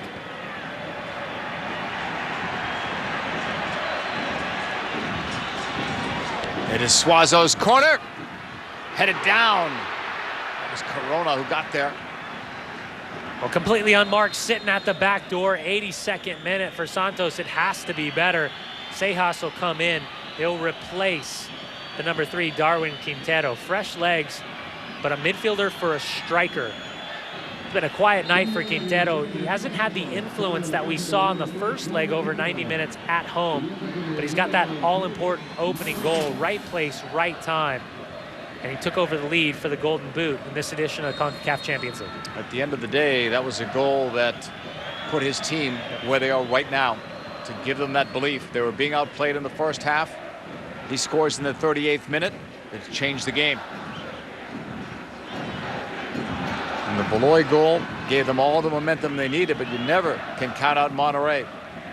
The heart of a champion, and they've bounced back to get 1 goal, and they've come very close on several other occasions here to get at least a second goal, but again, they're going to need 3 goals. But again, that lack of purpose. We've seen Monterrey very content with keeping possession, going side to side, but those entry balls have not had the same effect that we saw in the first half. We haven't seen Denigres and Suazo, the combination running off each other, playing in movement that we saw in that first leg in the first 35 minutes. They really got away, and tactically, Santos really started to figure out if they could limit those balls, limit Suazo's possession, dropping off the front and dipping into the midfield, they could find themselves competing in this game. And I think that's exactly what we've seen, especially in the second 45 minutes. IOV between the benches, pushing it forward. That's Denigres. Trying to cross that ball. Got a corner for his side. Yeah, he's got soft feet and a high work rate for Denigres. Very comfortable, not only playing that point striker, but now with Madrigal up top, it affords him the ability to kind of peel out and find some space, not just central and being doubled up.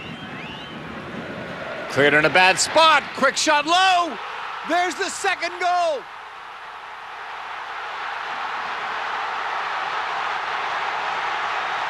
Cardozo has made an impact as a sub.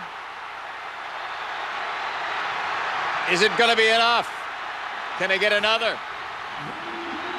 Well, the tactical adjustments paying off. The initial header won by Juan Pablo Rodriguez. Instead of clearing the ball where it came from or pushing it back towards to give Monterrey a throw-in, Nery Cardozo does a very good job. Popped up, top of the 18-yard box, completely unmarked, and it wouldn't have mattered if Jesus Corona touched that ball or not. Ivan Estrada was on the goal line, on the side of the field.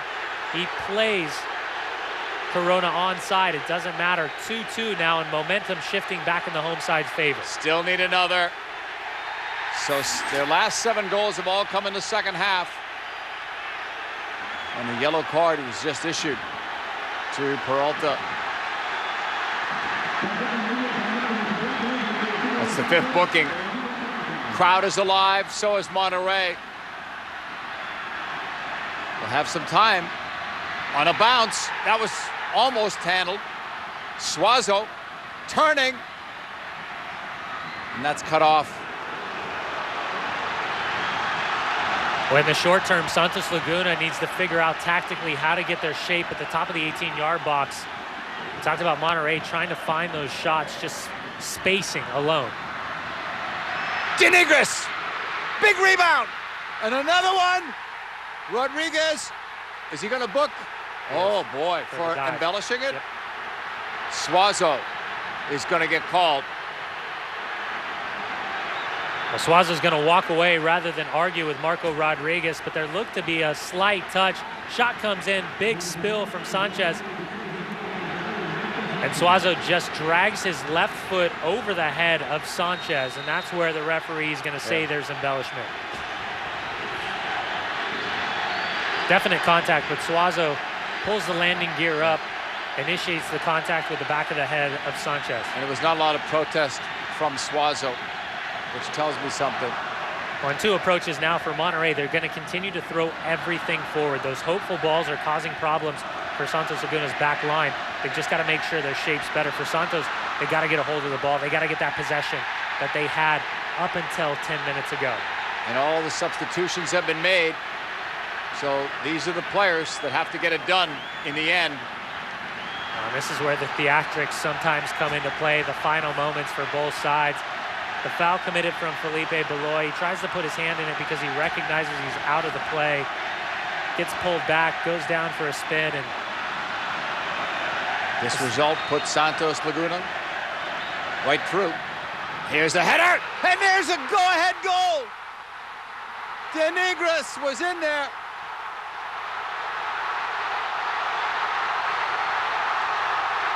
An improbable comeback, even for a 2-time defending champ.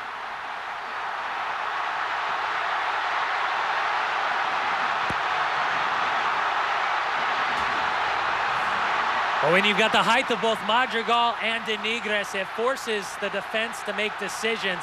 Good ball whipped in from Humberto Suazo.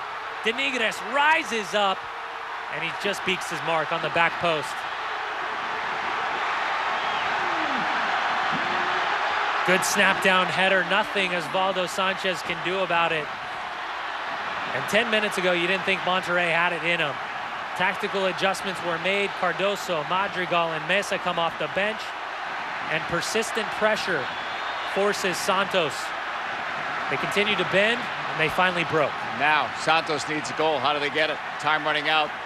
And their focus was not on the attack. Now they must refocus and start thinking about that goal. Well, I would think both outside backs, Estrada and Mares, push higher and higher. But between Cejas, Crosas, Peralta, and Gomez, they've got to figure out a way to retain that possession higher, not just in the midfield third, but get into that attacking third. They started to bunker in based on the adjustments, the tactical adjustments, knowing that essentially they were up 3 goals on the road with the aggregate and the away goals, and they were duly punished because they stopped playing. Incredible turn of events in Monterrey. I liked their chances, Monterrey, when they were down by just 1. Didn't like them as much down by 2. With 30 minutes to go, there's the go-ahead goal that might be the game winner. Well, having Nery Cardoso fit and available to come on and make an impact with the size and strength of Madrigal, you find yourself, in Monterrey's shoes, able to just lift balls into the box, compete from an aerial standpoint, and hope you can pick up those second balls at the top of the 18-yard box. It wasn't just the first ball that Santos Laguna wasn't winning. It was the second ball that unfortunately undid them. Strange night in Monterrey. Defending champs, 2-time defending champs, fall behind by a couple of goals at home. A dramatic comeback here. They've scored 3 in less than 30 minutes. You just get the feeling that both sides will have at least 1 or 2 good looks. Here's one there, in the box. Going down, did he get a call? That was Hercules Gomez. He did not. Well, definite contact on Gomez as he looks to get in between both Lopez and Severo Mesa. Contact as Gomez goes down. Rodriguez has been hesitant all night. Any contact in the box to point to the spot. There have been a few opportunities for him to make a call there.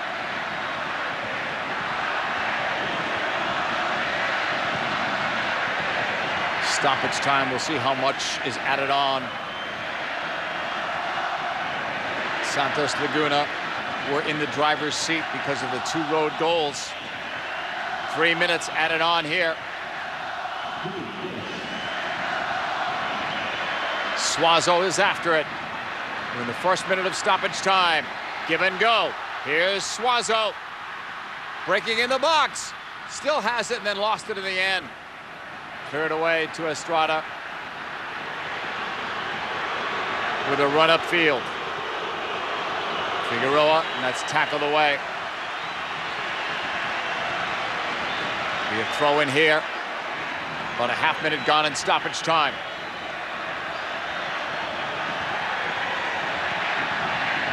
Denigris getting that last goal off the long free kick from Suazo. May give the CONCACAF Champions League trophy for the 3rd straight year to Monterrey. Room on this left sideline. Zavala, open net, Suazo, another goal. They're going to win it again.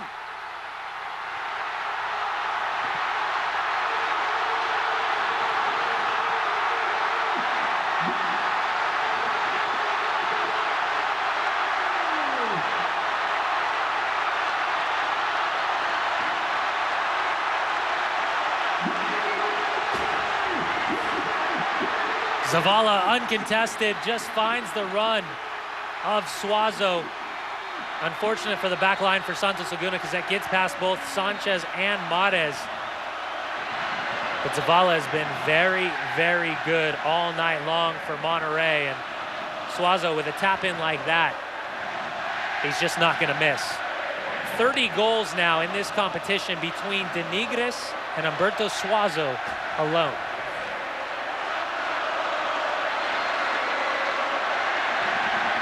You can never count Monterrey out, especially when they're playing at home with all that firepower. And the stars came through tonight. Those were the 2 guys they were counting on. Suazo gets 1 there. Denigris gets 2. 4-2 lead for Monterrey, 4-2 aggregate. Were all these goals in the first leg? We saw 0 in that first leg. Who would have thought we'd see 6 here?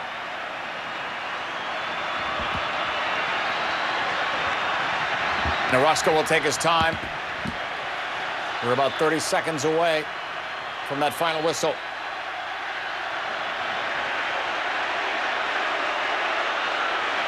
And it will only get louder on that whistle. Orozco cleared it. Denigris, maybe another chance here for Cardozo. And that's cut off. Seconds left. That's it.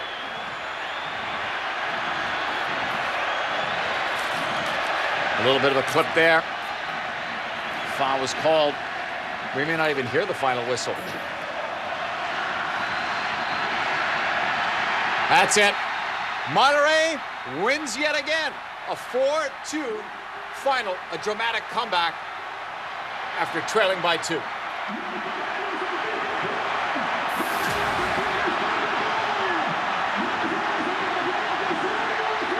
It's a great game for the spectators, for sure. And a ton of respect between those two head coaches. Monterrey, with just 30 minutes remaining in this second leg, down 2 goals at home, knowing that they have to score at least 3 to get the win. 2 goals wouldn't have been enough, relying not only on their substitutes, player like Cardozo, but also Denigris, his double alongside Humberto Suazo's tap-in the 92nd minute. And somehow, some way, Monterrey figured out how to break down Santos Laguna in this second half. The right changes, the right adjustments tactically, and Suazo and Denigris, 30 goals in this competition alone between these two players. Monterrey have become the first three-peat CONCACAF champion since Cruz Azul did it. 1969, 1970, and 1971. Denigris came through with a couple of goals as Monterrey wins it 4-2.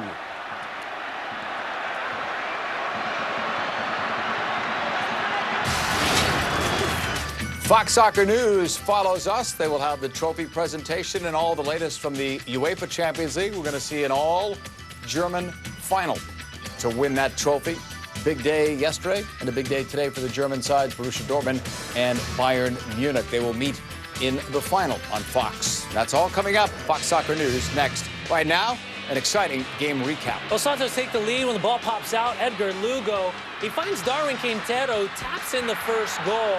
That would give the visitors the 1-0 lead in the 37th minute. Right place, right time for Darwin Quintero, just readjusted. Cette première mi-temps est une présentation de Heineken, commanditaire officiel de la Champions League de l'UEFA.